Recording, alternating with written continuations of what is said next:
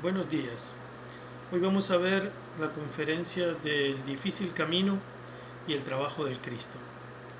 Esta conferencia tiene como objetivo que veamos de que nuestro trabajo, si decidimos hacer la gran obra del Padre, se vuelve cada vez más difícil a medida que vamos avanzando en este camino interior y que hay ciertas cosas que no podemos ver en este momento porque no estamos capacitados, no tenemos la conciencia para ver en este instante.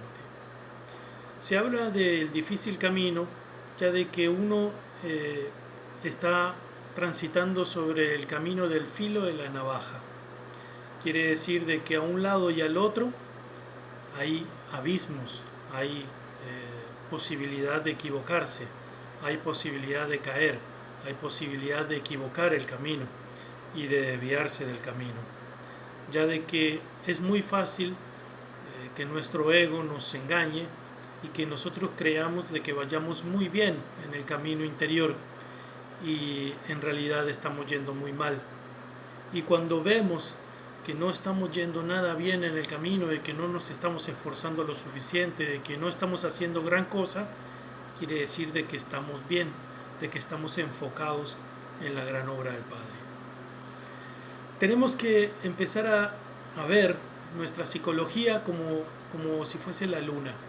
La luna tiene una cara visible, que siempre es la misma, y del otro lado una parte oscura, que nunca, que no reconocemos, que no la conocemos.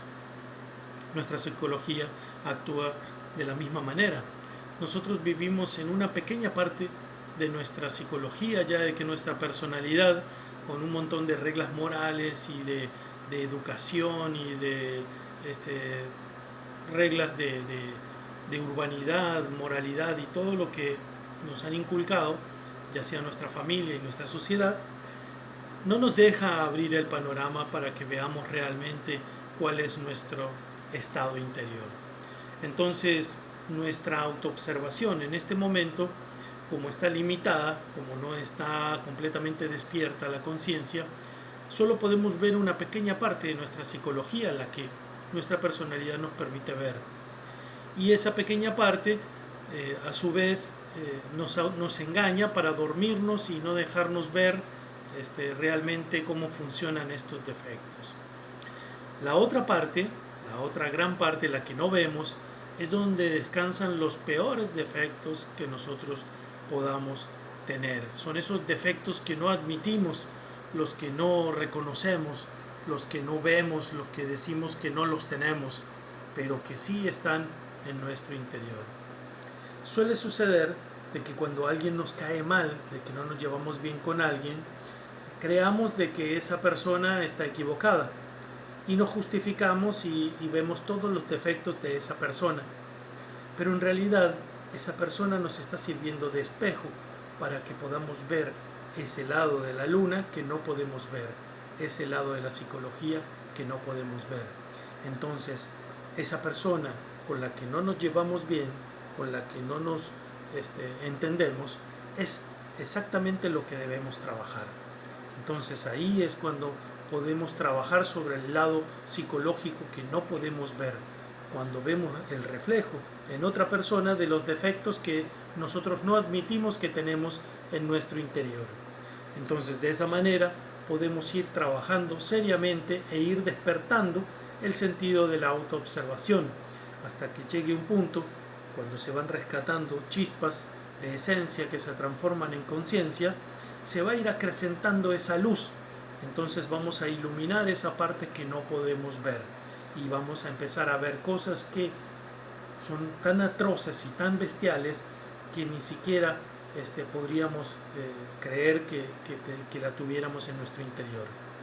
Eso les ha pasado a muchos iniciados en el camino, personas muy enfocadas, religiosas, San Agustín, San Germain, San Francisco de Asís, personas que estaban muy abocadas al estudio de la psicología y cuando descubrieron eso en su interior, vaya que se llevaron una gran sorpresa, porque una persona que se cree buena no puede admitir que eso exista en el interior. Una persona que se cree muy buena realmente no puede cambiar. Una persona que se crea que es consciente y de que sabe lo que tiene en su mundo interior, no puede cambiar absolutamente nada de ese mundo interior. Entonces va a caminar sobre un camino falso, sobre un camino que no es el camino del filo de la navaja, ya de que se está autoengañando y no quiere ver la realidad en la miseria que vivimos internamente. Pero una persona que está queriendo cambiar y que quiere realmente autorrealizarse en una sola existencia, que quiere realmente unificarse a su espíritu, a su ser, esa persona va a seguir indagando en este camino. Se le llama el difícil camino porque es un camino lleno de abismos, es un camino donde de repente no se sabe qué es lo bueno, qué es lo malo, qué es lo consciente, qué es lo inconsciente, qué son las cosas que hay que respetar del mundo, de la personalidad, y qué cosas hay que trascenderlas, hay que revolucionarlas, ya de que la personalidad está llena de reglas morales que nada tienen que ver con la autorrealización íntima del ser. Lo que es moral en esta época, en épocas anteriores era inmoral, y lo que era moral en épocas anteriores, en esta época es inmoral. Lo que es moral en algunos países, en este país es inmoral, y así sucesivamente.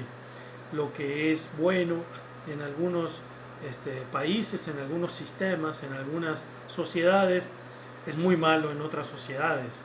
O el comportamiento de ciertas personas en ciertos lugares nos parecería horripilante y nos parecería hasta desagradable, pero en ese lugar es como una gota más en el agua. En cambio, cuando nos sacan de nuestro espacio psicológico, de donde nosotros nos sentimos cómodos con nuestra personalidad, ahí cambia todo. Ahí es donde existe una real observación de que nada realmente es estático, de que nada es real en la personalidad, todo es superficial. Entonces, ahí nos damos cuenta también de que el camino iniciático, uno no le puede comer cuento a nada ni a nadie. Uno tiene que verificar por sí mismo cuál es el camino a seguir con su propio ser.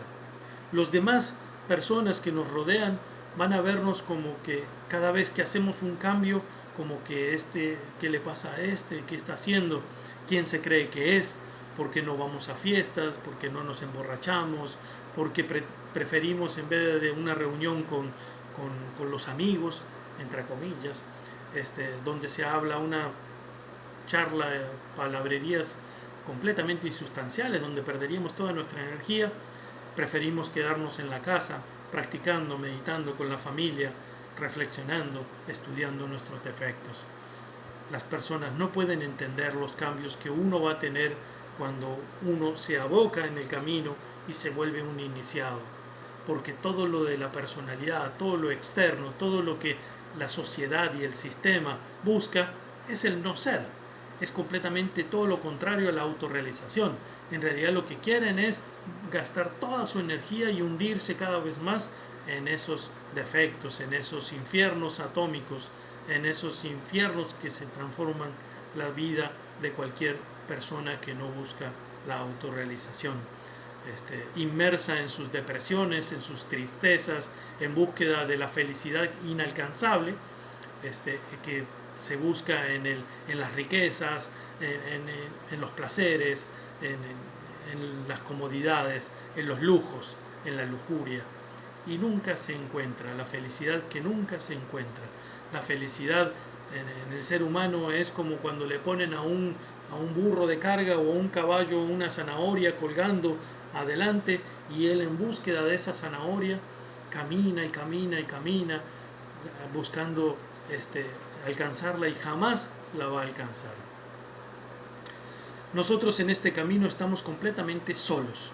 En lo único que podemos confiar es en nuestra Madre interior, en nuestro Cristo interior, en nuestro Padre interior, en la familia real del Espíritu.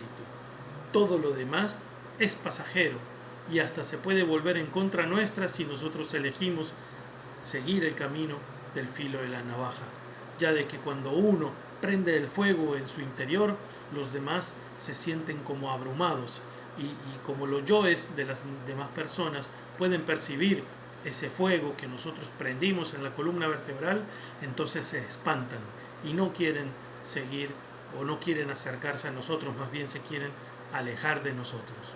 Esa es la realidad.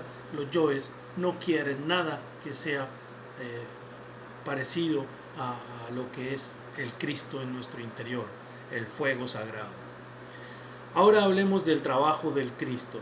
El trabajo del Cristo va a empezar cuando uno decida elegir el camino directo de la autorrealización íntima del ser. Porque si elige el camino del nirvana, que es cuando crea el quinto cuerpo de la voluntad consciente, y en vez de hacer la voluntad de su Padre, dejando que Él elija el camino cuando se llegue a la elección de los caminos, donde se tope con el guardián de los caminos, en vez de invocar al Padre y que Él decida y que sea su voluntad, uno haciendo su propia voluntad y la voluntad del ego, elige el camino del nirvana, el cual es el camino del alejamiento completo de nuestro ser. Nunca va a nacer el Cristo en el interior de ese ser.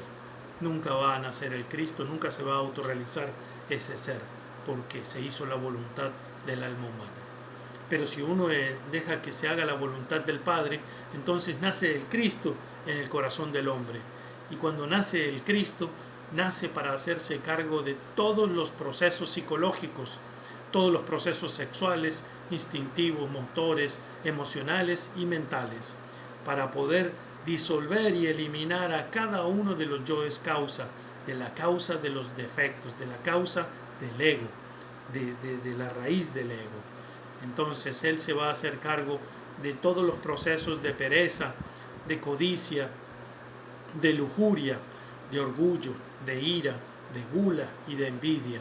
Todos los defectos deben de morir y Él va a echarse en los hombros toda la responsabilidad de eliminar a esos defectos. Claro está, cuando nosotros estamos en el máximo de los esfuerzos, en el máximo del trabajo, de la eliminación de los defectos, es cuando nace el Cristo en nosotros y se muere totalmente en la cruz. El trabajo continúa y se va a hacer mucho más, podríamos decir, extenso y mucho más doloroso, mucho más cruel para el ego, porque uno va a tener que padecer todos los sufrimientos habidos y por haber para que el Cristo pueda disolver esos defectos. El yo no quiere morir, el yo va a defenderse con todas sus armas. Entonces uno tiene que estar dispuesto a atravesar todos esos dolores, sufrimientos, traiciones, que el Cristo en sí mismo las está viviendo.